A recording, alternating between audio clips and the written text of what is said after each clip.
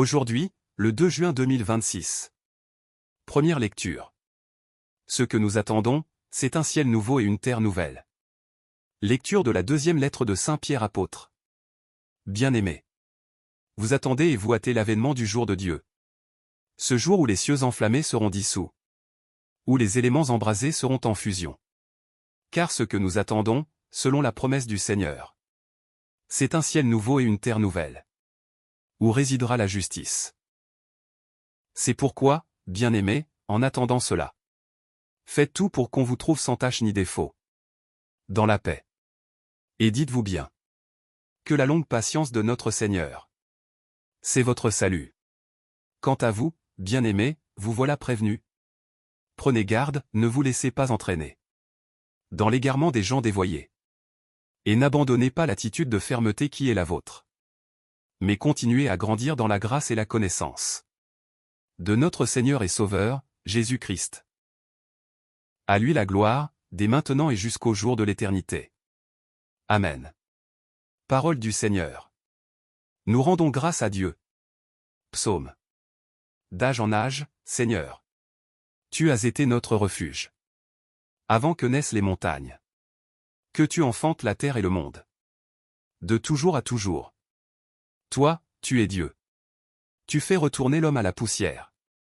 Tu as dit, retournez, fils d'Adam. À tes yeux, 1000 ans sont comme hier. C'est un jour qui s'en va, une heure dans la nuit. Le nombre de nos années 70. 80 pour les plus vigoureux.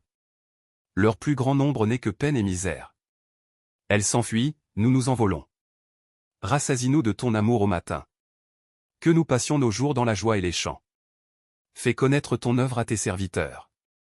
Et ta splendeur à leurs fils. Évangile. Ce qui est à César, rendez-le à César, et à Dieu ce qui est à Dieu. Alléluia. Alléluia. Que le Père de notre Seigneur Jésus-Christ ouvre à sa lumière les yeux de notre cœur, pour que nous percevions l'espérance que donne son appel. Alléluia. Évangile de Jésus-Christ selon saint Marc. En ce temps-là, on envoya à Jésus des pharisiens et des partisans d'Hérode, pour lui tendre un piège en le faisant parler. Et ceux-ci vinrent lui dire: Maître, nous le savons. Tu es toujours vrai. Tu ne te laisses influencer par personne. Car ce n'est pas selon l'apparence que tu considères les gens. Mais tu enseignes le chemin de Dieu selon la vérité. Est-il permis, oui ou non, de payer l'impôt à César, l'empereur? Devons-nous payer, oui ou non? Mais lui, sachant leur hypocrisie, leur dit: Pourquoi voulez-vous me mettre à l'épreuve? Faites-moi voir une pièce d'argent. Ils en apportèrent une. Et Jésus leur dit: Cette effigie et cette inscription, de qui sont-elles? De César, répondent-ils.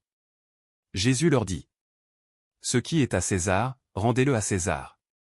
Et à Dieu ce qui est à Dieu. Et ils étaient remplis d'étonnement à son sujet.